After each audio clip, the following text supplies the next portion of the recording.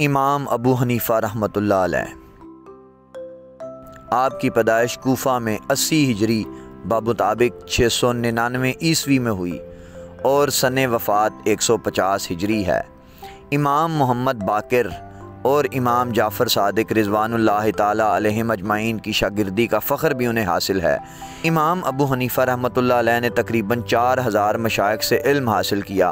ख़ुद इमाम अबू हनीफ़ा का कौल है, मैंने कूफ़ा व बसरा का कोई ऐसा मुहद्दिस नहीं छोड़ा जिससे मैंने इल्मी इस्तिफ़ादा न किया हो।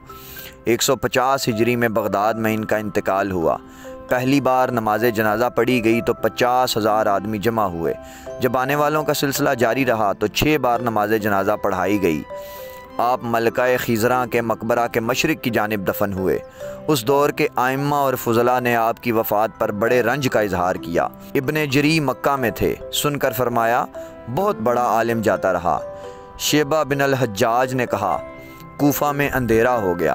अब्दुल्ला बिन मुबारक बगदाद आए तो इमाम की कब्र पर गए और रोकर कहा, अफसोस तुमने दुनिया में किसी को जानशीन न छोड़ा। आप नहायत ज़हीन और कवी हाफ़ज़ा के मालिक थे। आपका ज़ुहद व तक़वा, फ़हम व फ़रासत और हिकमत व दानाई बहुत मशहूर थी। आपने अपनी उम्र मुबारक में 7000 मरतबा कुरान मजीद ख़त्म किया। 45 साल तक एक वज़ू से 5 नमाज़ें पढ़ीं।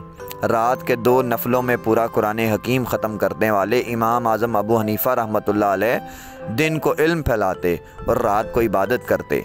इनकी हयात मुबारका के लातादाद गोशे हैं। फ़िक़्ह में एक कौले फ़सील हैं अबू हनीफ़ा अव्वल, बाद में उनके हैं अफ़ज़ल, मालिक व इदरीस व हम्बल।